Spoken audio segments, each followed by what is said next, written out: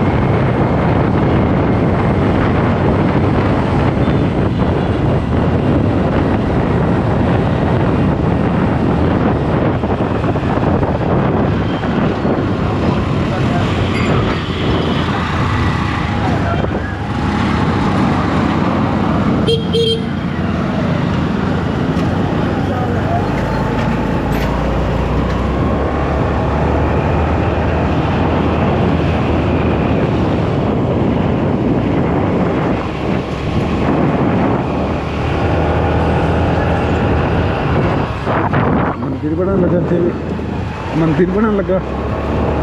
ਮੰਦਰ ਉਹ ਦੇਖੋ ਹੁਣ ਕਿੰਨਾ ਬਣ ਰਿਹਾ। ਉਹ ਕਰਕੇ ਪੂਰੇ ਵੱਡਾ ਮੰਦਰ ਬਣਾ ਰਿਹਾ। ਉਸ ਤੋਂ ਪਹਿਲੇ ਇੱਕ ਛੋਟਾ ਜਿਹਾ ਕਮਰਾ ਸੀ।